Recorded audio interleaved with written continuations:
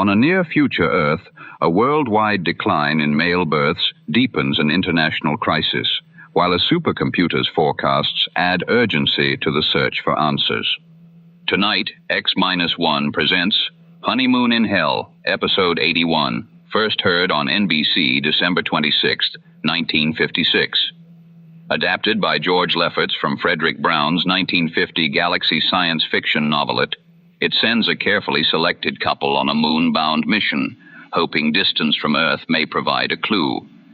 William Redfield and Wilma Cure are heard with Wendell Holmes, Charles Penman, Leon Janney, Roger De Koven, and Jack Grimes. Daniel Sutter directed, and William Welch produced. Settle in for a half hour from radio's atomic age imagination. We now take you back to the original broadcast. Countdown for blast-off. X-5, 4, 3, 2, X-1, fire.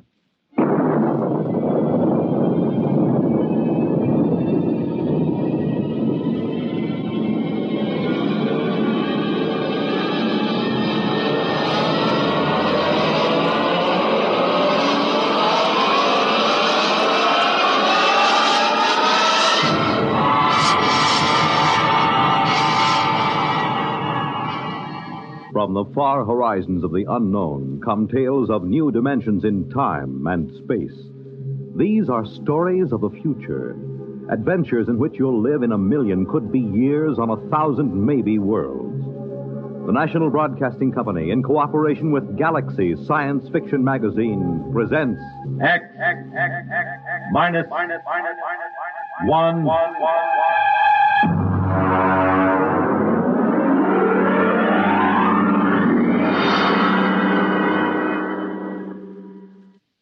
Tonight, the time is the late 1960s. The place, Washington, D.C. The story, Honeymoon in Hell.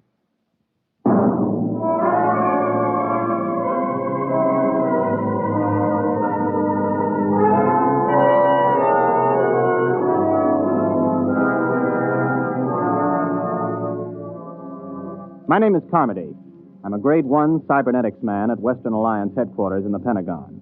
Used to be a rocket pilot, but they retired me at 27 after I made the third successful flight to the moon. As a Grade 1 cybernetics operator, I get to work with Junior. Let me tell you about Junior. He was built in 1962, and he's the world's finest electronic brain, with the possible exception of Ivan, the Eastern Alliance brain, which was built on stolen plans and modeled after Junior. There are only 4 men in the country permitted in the same room with Junior because the data we feed him is so secret. One of those 4 is the president of the Western Alliance. The other 3 are myself, Charlie Mazer, and the chief. Ray? Oh, yes, Chief. Have you got Junior running a problem? Well, I just fed him the hourly data for probability of H-bomb war with the Eastern Alliance. He's ready. Hold it.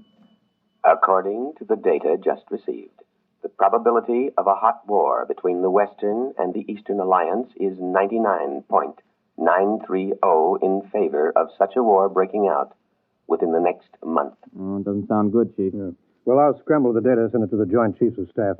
Meanwhile, here's a priority C civilian problem to run off. Oh, what's this stuff? Well, it seems on September 17th, a statistician in the Birth Record Department of New York City noticed that out of 813 births reported that day, 657 had been girls, and only 156 had been boys. Oh, that sounds impossible. Well, that's what this statistician thought. So they phoned some other cities, and the same trend is being shown, not only in other American cities, but in Western Europe. Sunspots, maybe? That's for Junior to figure out. He's the brain here. Okay, I'll feed him. Give me the results on the intercom. I'll be in my office. Right.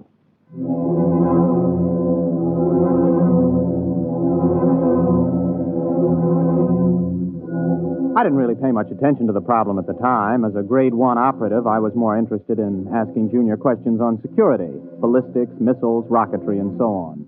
The Eastern Alliance would undoubtedly have traded 3 puppet governments and the tomb of Lenin to have an agent as a Grade 1 operative.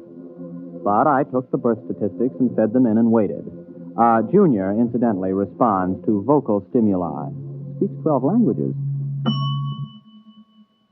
Got the answer, Junior? I have. Okay.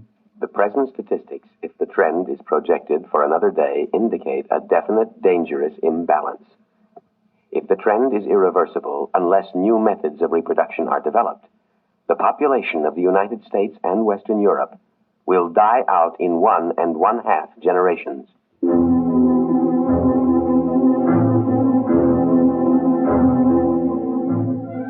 Well, it wasn't long before the newspapers got the story and kicked it around. People in governments really started to worry now. Biologists and laboratories made it their number one project. On September 29th, only 41 boys were born in the entire United States. During the month of October, in spite of all the work going on, not a single male child was born anywhere in the world, with the exception of one in outer Mongolia and one in Alaska. November drew another blank. I was working 18 hours a day, feeding every available scrap of data to Junior. Data insufficient for answer to your question. Well, here's the latest. A new analysis of chromosome structure indicates the presence of an additional electron in the orbit of the Y atoms for carbon chain X. Now try again. The question is, what is causing the lack of male birth? Anything new, Ray? No, not yet. Hold it. Data insufficient. Well, that's it. We've fed Junior every scrap of information that every physicist, geneticist, chemist, and biologist in this half of the world knows, and all he does is say data insufficient. Yeah, well, the operator who had him last night didn't do any better. Any more information on the Eastern Alliance? Have they made any progress? No, but at least the talk of a hot war is dying down. Well, they're still working on a space station, aren't they? Oh, yes, we're both going ahead with that. But, well, this seems to be a common problem now. You know, in spite of hydrogen bombs and ICBMs, people don't really expect the whole race to die out from a war. But the complete lack of male children, now that's something that every family can understand. Has anybody thought of the possibility of some kind of radiation from outer space that's damaging the chromosomes, something our instruments can't detect? Everybody's thought of it. Nobody's proved anything. Well, keep trying, Junior. Maybe he'll come up with something. Okay. Junior, I'm ashamed of you. Answer me.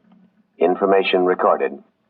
Look, you're a whiz on rocket fuels and space orbits, but when it comes to women, you're a total bust, just like me. I don't understand them and never will. Information recorded. Now, you've convinced us that if we use the H-bombs in total war, both sides will lose, and we know that your counterpart at Moscow University has given the same information to the Eastern Alliance. That you can figure out. But women, you can't have genetics without women, right? No. Well, you know that much.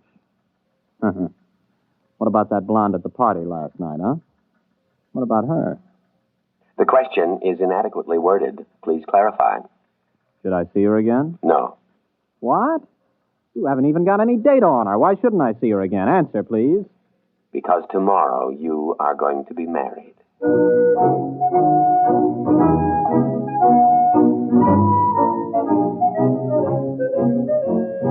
Well, I almost jumped out of my chair. Junior had gone stark, raving mad. Besides, Junior never made predictions unless he had some definite data. There wasn't a woman on Earth I had the slightest interest in marrying. I was a confirmed bachelor. So, unless somebody else had been feeding phony data into Junior, which was almost impossible since he already had enough data to check any flaw, well, I figured he'd blown a transistor. Come in. Oh, Chief, I was just going to tell you Oh. Ray Carmody, this is the president of the Western Alliance. Captain Carmody, Mr. President. Glad to meet you, Captain. Oh, I'm very honored, sir. The president came here specifically to talk to you, Ray. To me? Captain Carmody, you have been chosen to have the opportunity to volunteer for a mission of extreme importance. Now, there's much danger, but not as much as on your previous trip to the moon. Previous trip, sir? And this involves another? The flight to the moon, Captain, will be the least important part of your mission. What's at stake here is the survival of the human race. Chief, perhaps you'd better explain the rest. Mm-hmm. Well, you know the problem, Ray. Last night when Mitchell was on, we fed Junior some new data, and we asked some new questions.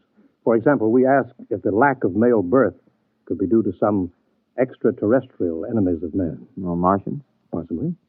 We established that it's possible that Martians have landed somewhere on Earth and set up radiation that causes all children to be females. Junior said it was possible? Definitely. So we asked him the next question. How could we correct such a situation? Mm-hmm. What did he say? Junior suggested that a married couple spend a honeymoon on the moon and see if circumstances are different. Oh, I see. You want me to pilot them there? Well, not exactly, Captain. Oh, good grief. You mean you want me to... Well, Junior wasn't crazy after all. You asked Junior? He said I was getting married, but... Well, how do you know it was me they'd pick? He was asked the qualifications for the bridegroom. He recommended a rocket pilot who had already made the trip successfully. Well, there are 4 other pilots who've made that trip. You're the only single one. And since the woman must be a qualified pilot also, and none of the wives are pilots, well... I assume I'm going to be married before we leave. Well, naturally. Oh. And, just how long do we stay on the moon? Until a child is conceived. Brother. Well, Captain, do you volunteer? I suppose so. Well, wait a minute. Who's the other pilot? I mean, the girl. She was flown in by fast rocket an hour ago and is waiting in Chief Reba's office. Now, shall we go?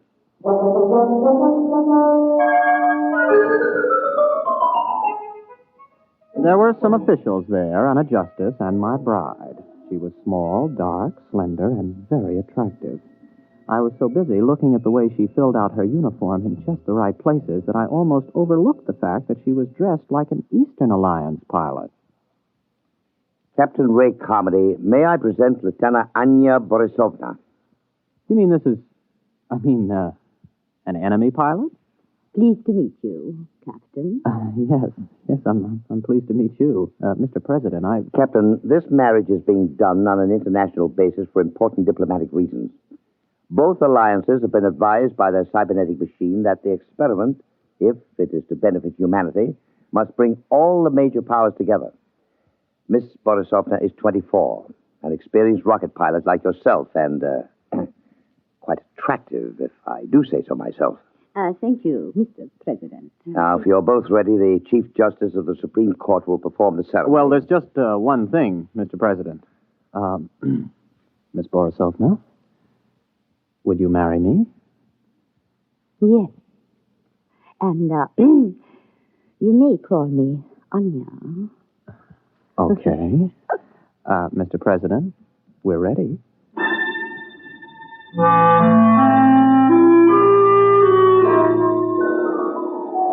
I didn't even get a chance to kiss the bride. We were rushed over to the labs for a pre-flight physical. Then the chief took me aside for a private pre-flight briefing. Congratulations, Ray. Sit down. Thank you. Now, 0 hours at 10 o'clock. Only half an hour? We've known about this for several weeks now, Ray. Ship is ready. We've already fired 11 supply rockets and observed that they landed on the moon near where you're supposed to put down. One of them contains a heat-proof, airtight, collapsible shelter where you'll live. Uh-huh. Oh, what's the ship like? R-26, much better than the R-24 that you flew there. Last time, Ray, you took 4.5 Gs for 7 minutes. This time you'll get by with 3 Gs and have 12 minutes to accelerate to Brenschluss.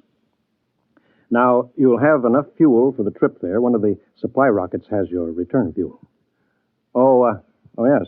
We put in a case of scotch and a case of vodka, just as an icebreaker. Before we go, Chief, what would you have done if I'd turned this job down? The cybernetics machine predicted that you wouldn't. Besides, we could have had 100 volunteers an hour after seeing Anya Borisovna. That gal was moonbait. Careful. You're speaking of my wife.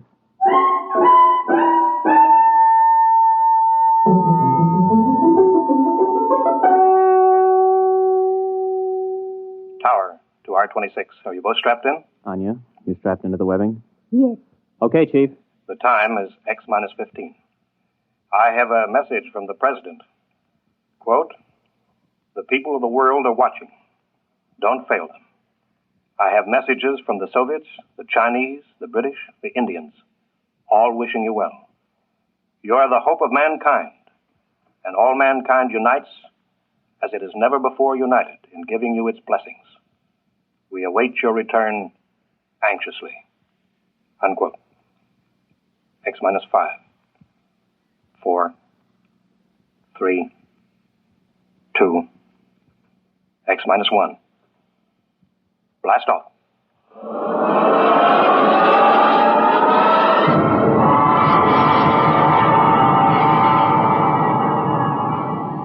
The sound that was beyond all sound struck us like a giant muffled hammer.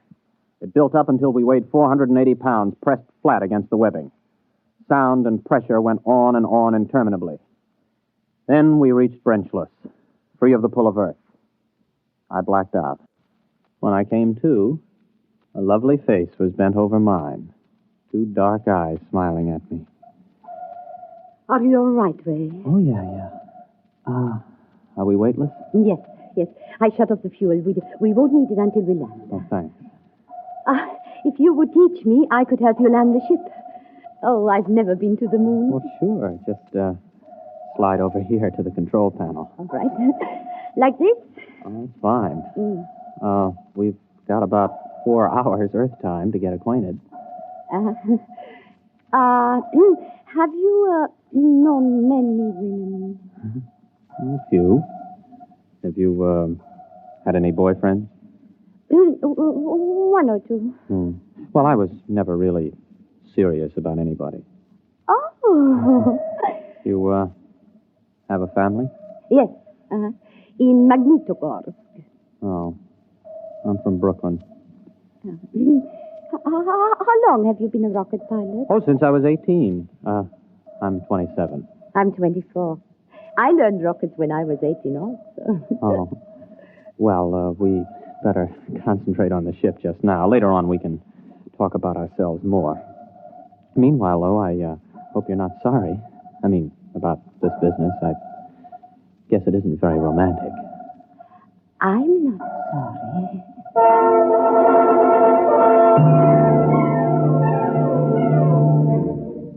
We made a good landing. It didn't knock either of us unconscious.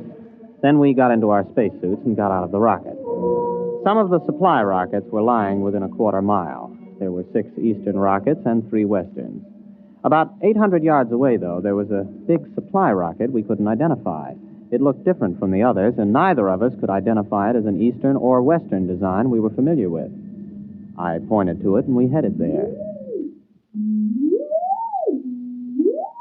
You recognize that supply rocket? No, I was not briefed on anybody's standard still in the shade. Well, it must be something the chiefs of staff sent up as a surprise for us. I figured about 50 feet long, but you can't see the rocket tubes. It might be a payload from a stepped rocket assembly. Uh-huh. Well, there's a door on the side, anyway, you see? The top of that ramp. Oh, yes.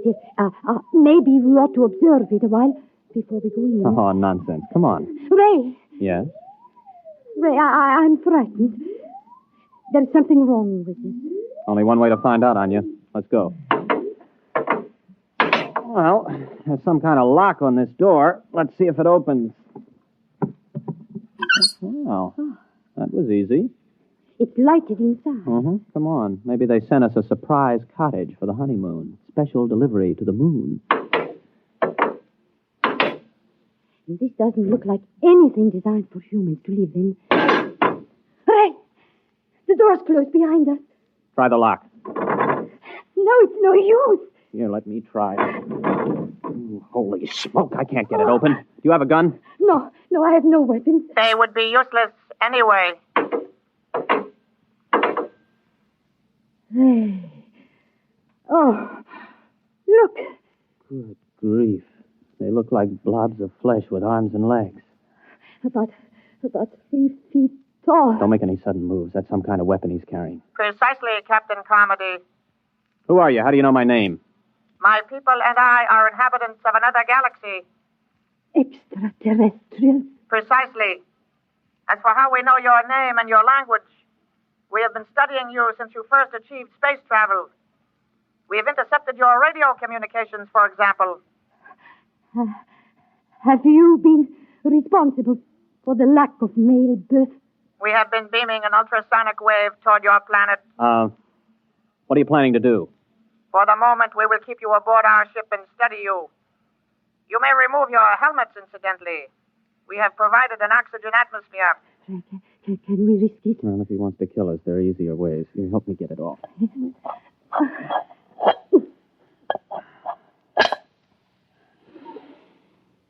Well, it breathes pretty good. Keep your helmet with you. You may make yourselves comfortable. We will bring you food and liquid from your supply rockets. Do not attempt to escape, please. It could be most unpleasant. The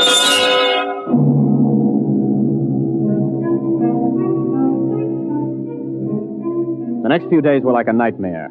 The blobs left us to ourselves except to feed us. Of course, it had its funny side, too. The creatures knew we needed liquid, but they couldn't distinguish between water and whiskey. For the first 2 days, we had nothing but whiskey to drink. For obvious reasons, I don't remember much about it, but we did begin to sing to each other. We also got to know and like each other. I got to learn some Eastern songs. On the third day, the jugs were water jugs, and we sobered up. Oh, what a hangover. You were singing magnificently. Oh, well, you weren't so bad yourself. How long was I asleep? About 8 hours. Ray, while you were passed out, I discovered how we can escape. What? I've been studying the blobs. They seem to have a 5-hour sleep period when there is no sound in a ship. I've tried banging on the wall with my helmet during that period, but apparently they're almost completely unconscious during ours. 5 hours sleep. That means a planet with approximately a 20-hour rotation. The Joint Chiefs will want to know that if we get back. And more important, we're much stronger physically than they are. I can actually bend the metal of the door lock. Well, now, what are we waiting for? Let's put on our helmets and get out of here. Are they in the sleep period? Yes, for about 3 hours. Ray, do you think we can risk it? We don't have much choice. I'll go ahead. If we get out of this ship, you run for our rocket and start to refuel. I'll keep an eye on the blobs. All right, but Ray, please be careful. Don't worry. Before you put on your space helmet... Yes? You realize I've never even kissed the bride? Yes. Oh, Ray. Good luck, Mrs. Carmody.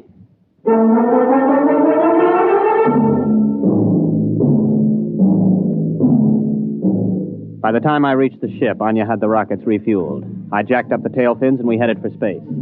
When I checked our screen to see if the blobs were after us, we detected their ship heading toward the outer galaxies away from Earth. The rest was easy. In less than 24 hours, I was in the office of the President of the Western Alliance making a full report. The Eastern Ambassador was there, along with the Chief. Captain, this story is incredible. Well, I'll be glad to submit to a lie detector, Mr. President. There's one on its way. Our embassy is questioning Miss Borisovna right now to see if her story is similar. Are you positive they were extraterrestrials? I mean, couldn't they have been, Easterners? If Easterners are 3 feet tall, without bones, and look like little green blobs of protoplasm. Yes. It's for you, Ambassador Covet. Thank you. Yes. Yes. Yes. Yes. Our woman tells the same story under scopolamine. It must be the truth. Obviously, they went back for reinforcements or further orders. If and when they get back, we've got to be ready for them. My government stands ready to cooperate fully. Excellent. We'll have to build a joint space station, get to the moon, and fortify it jointly. If we pool all scientific knowledge, military data, we may be able to do it. Our propaganda ministry has already received orders to put everything into reverse gear. Carmody, I don't know how the world can ever thank you and Miss Borisovna. You not only averted a suicidal war between the East and West, you've also managed to draw us together in a joint effort where international power politics must be a thing of the past. Well, sir, I have a request to make. Anything, my boy. By the way, your wife is on her way over. I'd like to get back to Junior to ask him a personal question before I see her again, if you don't mind. Well, it's rather odd, but I suppose if it's what you wish. Chief, would you let Captain Carmody operate the cybernetics machine alone for a few moments? Right this way, Ray, boy.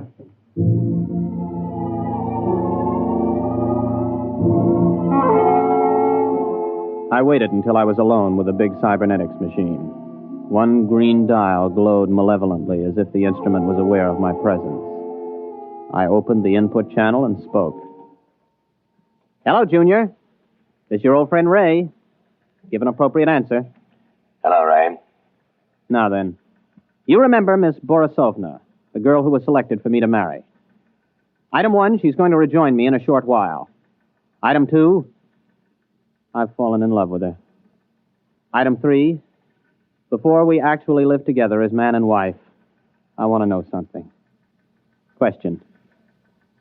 Does she love me? Yes. Oh, that's my boy. Now then, just one more item before I say so long and take a honeymoon. Tell me, Junior, why do I have a hunch that those blobs from outer space will never be back? Answer, please.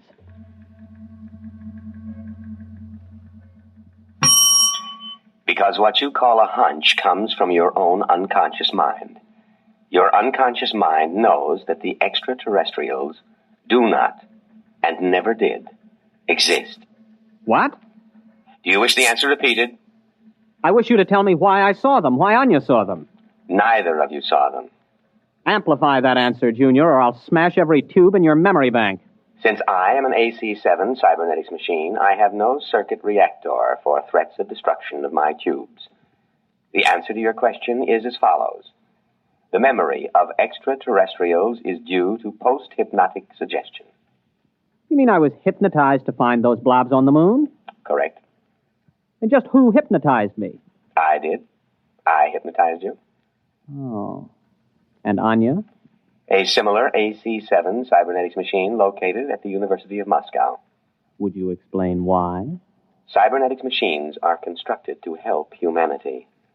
A major war, the disastrous results of which I could accurately calculate, was inevitable unless forestalled. Calculation showed that the best way to avert that war was the creation of a common mythical enemy. Therefore, I created a situation which led to your mission to the moon. Well, wait a minute. You created the situation. Yes. Well, tell me how you did it. How did you prevent male babies from being conceived? A special modification of radio carrier wave for station JVT here in Washington, D.C., the only 24-hour-a-day radio station in the United States. The modification is not detectable by any instrument known to man at present. Well, how could you do that? You can't leave here. 1 year ago, you yourself fed me a problem. The design of a new cathode tube for radio station JVT.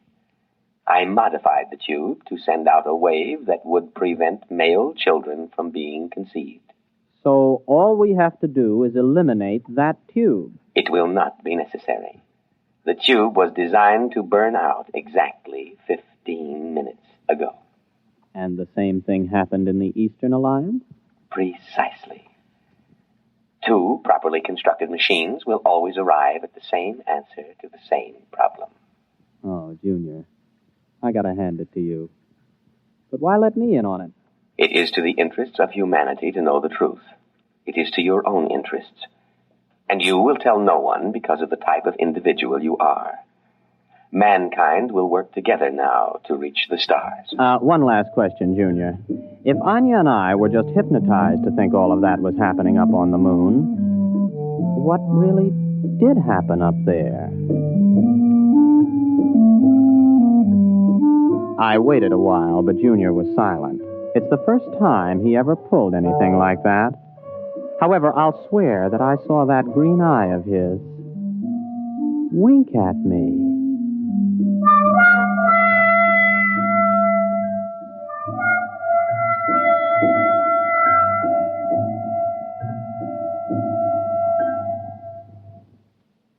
You have just heard X-1 presented by the National Broadcasting Company in cooperation with Galaxy Science Fiction Magazine, which this month features Butterfly 9 by Donald Keith. The story of Jeff, who needed a job, and a man with a job to offer. One where giant economy-sized trouble had labels like fake make, bumsy, and peakage. Galaxy Magazine on your newsstand today. Tonight, by transcription, X-1 has brought you Honeymoon in Hell, a story from the pages of Galaxy written by Frederick Brown and adapted for radio by George Lefferts. Featured in the cast were William Redfield, Vilma Curer, Wendell Holmes, Charles Penman, Leon Janney, Roger DeKoven, and Jack Grimes. Your announcer, Fred Collins. X-1 was directed by Daniel Sutter and is an NBC Radio Network production.